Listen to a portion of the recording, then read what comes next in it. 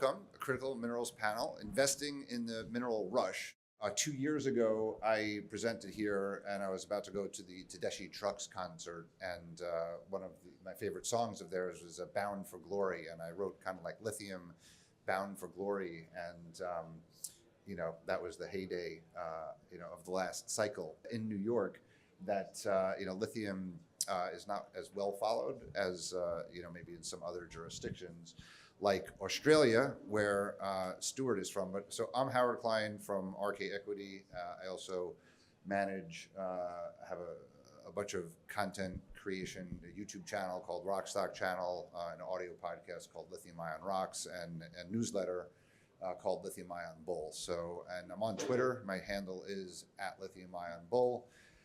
And about 8 years ago, I focused almost exclusively on the lithium-ion battery, energy metals supply chain. But I've been in business for 22 years, and we've done copper and iron ore and lots of other metals, which are interesting again. And I believe we'll have more investors come in the space kind of more broadly. But lithium is at a bottom, and there's been a lot of M&A we're going to talk about here with Rio Tinto buying Arcadium, most likely. I think that deal will go through. That will be the biggest acquisition ever in the lithium space at $6.7 billion, slightly more than when Albemarle bought Rockwood in 2014 for $6.2 billion for a more diversified business. So with that intro, Stuart Macliver, managing partner of Amvest Capital, I guess a boutique advisory. Thanks, Howard. Yeah, a mining and metal-focused funds management broking business. And you have a new fund. Yeah, a critical mineral equity fund we launched a year ago. So this panel's timely. All right. Erez? Erez Ichilov, New York-based advisor, investor, director focused on critical minerals. Until recently, I was the managing director of Traxys Projects and Traxys Battery Holding, the investment arms of the Traxys Group. Before that, I was in the nickel space. And before that, I was a generalist business development guy, former lawyer who switched to the dark side. Okay. We could very easily talk about lithium for 45 minutes, but before I only talk about lithium, are there any other metals that you want to talk about during this panel? So just make sure not to focus it exclusively. Yeah, I think for us, we have our focus, a third are on battery metals, lithium being one, and then a third in rare earths, and then a third in specialty minerals, niobium, boron, high purity alumina, germanium. Those are niobium. Some of those are very niche-y, and we'll leave that for, I think, a future panel. But critical minerals, this is a critical materials panel, and I listened to a podcast about aluminum yesterday that they were arguing is not a critical mineral, but I think pretty much everything is a critical mineral. But anyway, Erez, did you have any? Copper, I suppose, is copper. Okay. And copper has been prevalent for elephant. M&A as well, right? So Philo got bought, and I heard that was it BHP's CEO was in South Africa again last week. So maybe that'll there's some speculation that they'll be another on Anglo for Anglo. Yeah. Okay. So Stuart, I attended a couple of your events recently. One was for Lithium Ionic, which was in Brazil, and you mentioned you had kind of visited that area, and we saw Pilbara by Latin Resources. So in terms of potential consolidation opportunity, what do you think of that area? Yeah, I think Minister Rice was great to attend. I saw Sigma's asset, Latin Resources, and Lithium Ionic. And key takeaway from Latin was the culture there was really good. Chris Gale was including everyone, pointing out to people, that person was responsible for discovery, that person is responsible for this. I think Lithium Ionic and Latin make sense to go together logistically. So I guess we'll see on that. Do you see other, like Sigma, it's all in Minas Gerais, right? These are decent size, not huge deposits, but like, couldn't Minas Gerais follow kind of Western Australia like you see in iron ore? Yeah, I definitely think they could, especially, the fast track permitting process. Any land that's been disturbed by humans, so real estate development, farming, you'll get a fast track 6-month permit for mining because the land's already disturbed. It was interesting to see Sigma's asset, like the mines. The trucks were very small, and it's kind of seemed a bit like mum and pop kind of operation, but the plant was like brand new, smick, big. So, and I think they showed how you can look after the community. I think I recall like Anna put on a 1% royalty just to go to that community on production. So, the locals really want to work there, and you have the whole community on board. So that was good to see.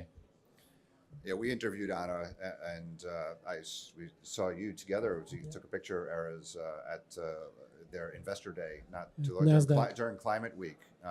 So, have you been down to the Brazilian projects? Yes, although last time I was there was right before COVID. Okay. So I haven't kicked the tires more recently, but I did go. I'm on the board of Lithium, which has some exploration assets in Minas Gerais and in Paraguay. So I did go to look at the Paraguayan side of things. Just going back a little bit to the consolidation / takeover discussions that we had earlier. If you take a step backwards and see what Rio really bought, it's diversified geographically, but also it's diversified in other parameters. It's brine and it's hard rock, and it's a little bit daily, exactly, and it's in production and potentially in. So when we're thinking about consolidation to a level where perhaps another major could write a check and buy it, maybe it's beyond just buying the neighbor across the fence, or even an Australian company buying an asset in Brazil or in Canada. Potentially, maybe to make it big 3 or big 5 worthy, you need more layers or more parameters of diversification to make it interesting enough for them. It could be a coincidence, but it could be more than that, because we were talking about these deals imminently happening since 2019, I think, and they didn't. Maybe for all kinds of subjective and geopolitical and global health reasons, but potentially also there's something more fundamental for a major mining company that is not involved in lithium, or at least not substantially. Perhaps when they do make an acquisition, they want something that's more diverse and more advanced, and perhaps has those sort of risk offsetting internal mechanism. If this doesn't work, the other one will. Yeah, I think with lithium, it's also more of a chemicals business than a traditional mining business. It's not like iron ore, dig up the rock, you might put it through a gravity circuit, then ship it. Spodumene is probably similar, hence why you're saying, a lot of expertise in Western Australia and Brazil, given their iron ore countries. But Rio's shown that they have the kind of chemical know-how. Pretty cheeky comment from the CEO saying that they're not scared, or, doing anything downstream is pretty easy. I wonder how the West Australian Kwinana people think about that comment. But, they have a view on pricing that China does. China has an infinite time horizon on capital. And so Rio is like, I don't care what the lithium price is today. I care what it is in a decade or 15 years. And that's what China's been doing for all these metals over the last, 30 years. They take a 50-year view. It's very interesting, Rio. When they announced their Rincon acquisition in 2021, they said that the market was growing 25 to 35% per year this decade. When they announced the Arcadium deal, they said the lithium market is growing by only 10%, but through 2040. So they've now used a 15-year time horizon, which is a much slower, growth rate. But anyway, I think they're sandbagging a little bit. I think the growth might be a bit higher than that, and I think they got a very good price. But it's interesting you say the strategies are different among the majors, but if you look at the kind of Western Australian iron ore companies, Rio, Hancock, Minres, they all like spodumene, or they like lithium, and now Rio. So BHP is a little bit of an outlier. Glencore has not so much been in the iron ore business.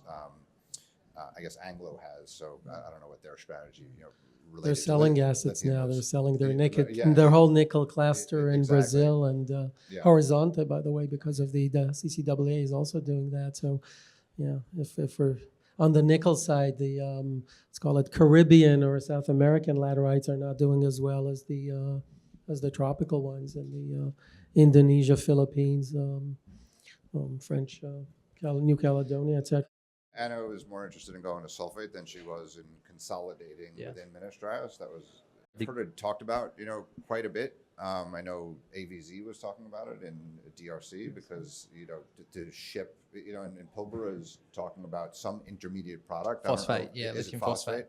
So I don't have a strong knowledge to know if sulfate or phosphate, but an intermediate product. I mean, the idea that you're shipping 94% waste, and should there be an intermediate product to avoid that, I think has some merit. But yeah, it hasn't yet been proven. But the question I was getting at, though, when I was bringing up this iron ore analogy for lithium has been prevalent. I've subscribed to it. It largely correlates to spodumene. But in the Rio Arcadium deal deck, right, they had the comparative cost curve was copper, not iron ore, number one. And then number two, you're saying that Rio's saying it's easy to kind of process downstream. Maybe they're thinking because they have a whole bunch of aluminum smelters, or aluminum refineries in Quebec, and they also have titanium processing. And, so have you thought about, and I was just listening to, again, this aluminum podcast yesterday, and there's bauxite, aluminum, there's a lot of corollaries there. So what's the right analogy? I like to believe iron ore is the right analogy, because then if you own the upstream rock, if you own your own rock, you're God, to quote, Minrez, Chris Ellison from a couple of years ago. Those are very high margins, but it's not as big a bulk commodity. It's very different from iron ore in a lot of ways. Well, now that lithium prices are so low, a $50 or $150 transport cost matters when lithium spodumene price is 1,000 or 800. Doesn't matter so much when it's 3,000. But you're right, the logistics. So Canada's at a freight differential disadvantage. So let's talk about how do we build an ex-China. How do we get over that? Like almost all the conversion. Yeah, I think people talk about the pricing as well, want to have two pricing regimes. I think they need to focus on having, lower cost of capital for the Western developers, because, if you're funding it by equity and you're doing a 20% discount plus warrants, you could be 40% cost of capital just for equity. Whereas, you look at China, they have zero cost of capital essentially. So I think if the Western world really wants to do this, they need to lower the cost of capital. So whether that's having, lower coupons from, quasi-government debt or grants, like the US has shown some good initiatives, they have a big checkbook, but I think that's what they've got to do, is reduce the cost of capital for these assets. In North America, you've seen, the DOE is going to loan, Lithium Americas or Thacker Pass $2.3 billion at treasury rates, but the cost of those projects have increased enormously, in part because of the strings attached to those loans. So on the one hand, the U.S. government is lowering the cost of capital. On the other hand, it's somewhat increasing the capex. Do you agree with that? I mean, at least I think that's how I see. So it's hard. Unionized labor and Right. other kind of like environmental justice and other types of programs that just raise. They force you to do certain things that. Yeah, I think it's also complicated when, if the assets are, let's look at nickel in Indonesia, China, from what I understand, shows zero care for the environment there. So they just, they don't have to have those environmental programs. But if you want to develop these assets in countries with, populations, you have to, it's a higher cost with, say, some environmental issues or, community issues as well, which does increase the cost of the capex. Yeah. So yeah, will the customers be willing to? On the flip side, GM, wants to lower the cost of their batteries, so they don't want to pay $20,000 a ton, for that carbonate. So I just always, it's a big conundrum. Like, what's the best way to kind of make this happen? In North America, I guess, for North American. Supply chain, but you do have big balance sheet people. I mean, so you talk about Standard Lithium and Equinor and Exxon is there, and SLB, Schlumberger has a new technology. Exxon. You said DLE and Rio Tinto. So Iliad is a technology which was connected to the Salton Sea energy source minerals. Yeah, I think you saw a lot of money in oil and gas get invested into technologies, and you're kind of seeing that in DLA. So I'm kind of hopeful that more money is going into like research and development and technology of processing all minerals, because I think there's been a huge underinvestment over the last 40 years.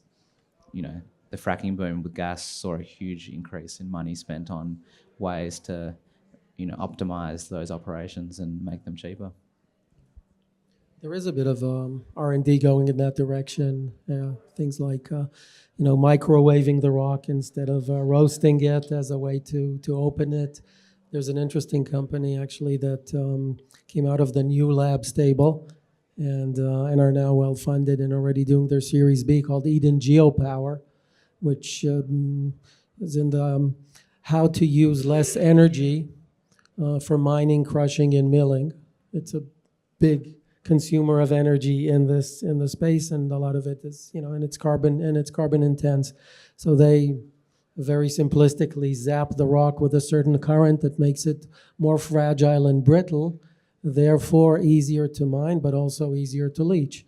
So potentially that can reduce the time and the acidity required in our sector. So that's something that's potentially relevant. And there's a company called IROX in France from it's actually one of the Friedland stable startups that's also looking to do the same thing. So there are R&D and even technologies that are, if not TRL 9, pretty close to that are looking to solve for various inefficiencies in the mining and processing of ores and minerals, in a way I think that some of the oil majors were doing for decades in their flow sheets. Just finding ways to make it cheaper, more efficient, and easier. Yeah, I think So we'll hopefully start ripping the benefits of that in the years to come. Yeah, I think you have to see that come through the producers, existing operators who are happy to take that risk on new technology. Once it's commercial, it's a real struggle for these juniors or mid caps in the public markets. You hear the word technology and mining, and all the investors in Canada and Australia run away. Do you know of any technologies that kind of Rio invested in over the years that has been commercialized? There's the Jetty guys in Colorado as well that they're doing something in copper, but Low-grade copper. yeah. They've developed, but it's not yet commercialized. So I'm just, because I know they have a big technical center in Quebec for titanium and other kind of critical minerals, that they were playing around with some tailings in California, which was out of that area. We talk about, the big balance sheet oil companies and mining majors, but there's a lot of kind of R&D that happens in these companies, and a lot of projects that they may promote over the years that also just die. So I do wonder sometimes they'll be fundamentally commercial. That's where my skepticism is. Will they indeed commercialize these? There's one thing in Arcadium's case, they're buying an established business that they can grow organically through existing technology, right? The DLE is optionality, right, for the future. So we'll see. So we have about 12 minutes left. You want to talk a little bit about copper? Yeah.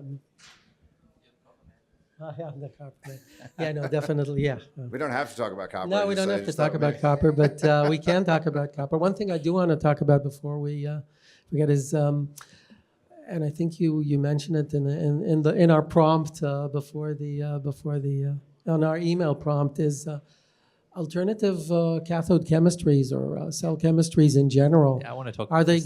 Are they gonna make more minerals critical, or are they solving for criticality in the NMC hydroxide sort of flow sheet? Will LFP or sodium make a difference in terms of where we're heading? Yeah, you're seeing lots of the fluctuations. As I'm reading recently, some groups want to look at adding cobalt back in the mix because it's the price is so low. But we're seeing the fluctuations between nickel, manganese, and the LFP batteries impact. But yeah.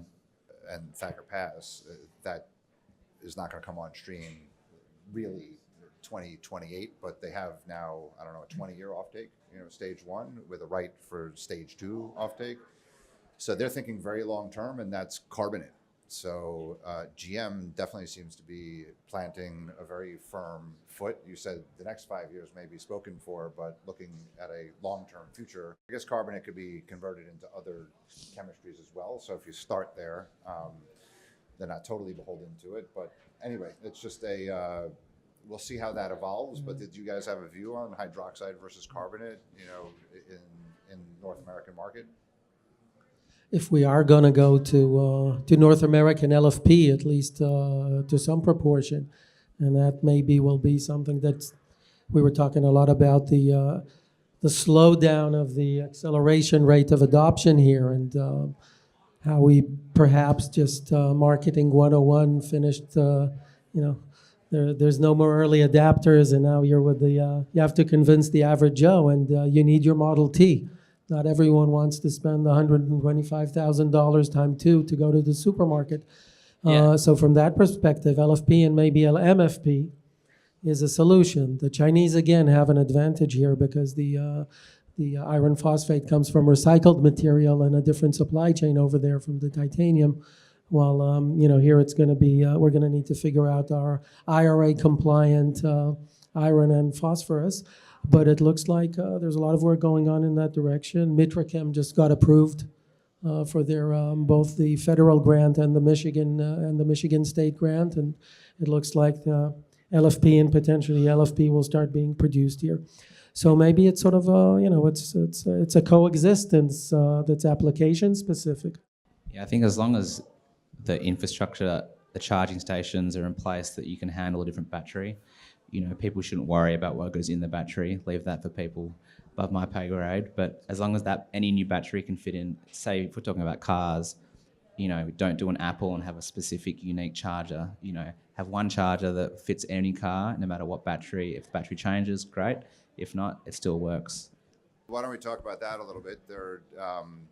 Arcadium put out 3.5 million tons as their forecast in their investor day, which was higher than kind of Albemarle had, and some were arguing maybe they were just dressing up the investor day, for the company for sale. But what do you think about demand, lithium demand, supply, balance? Because you're right, if demand grows as fast as it has been growing, then we'll grow out of this, doldrums that we're in. But if not, and then it doesn't matter really if it's NMC or LFP, lithium units will just be needed everywhere. I think we're seeing a bottom in the equities market, perhaps not in the physical demand supply. That might be a couple of years away, but equities are typically a leader indicator, and catching a bid with some of these M&A deals, and it's going to take 2 or 3 years for them to get those products up and running. So perhaps that'll be the period where the pricing is improved. But I think we're definitely seeing a bottom in the equities for lithium. So you saw Pilbara in Brazil, and you saw Rio in Argentina and Quebec, but you haven't seen this time last year, you saw a lot of activity in WA. You didn't see that this year. I guess Hancock and Minres kind of carved up a bunch of things themselves. So where do you see, most likelihood of M&A activity in the next kind of 3 to 6 months?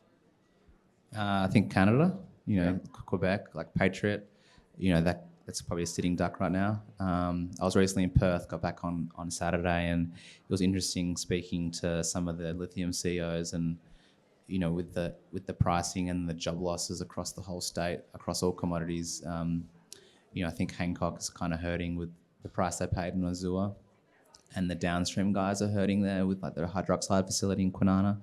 But US assets, Canada assets would Who be are the top of my buyers list. though? If Hancock's not a buyer, if like Albemarle is like struggling, Rio just made a big acquisition. So like, who are the likely buyers in Quebec or elsewhere? Maybe US chemicals business. Okay.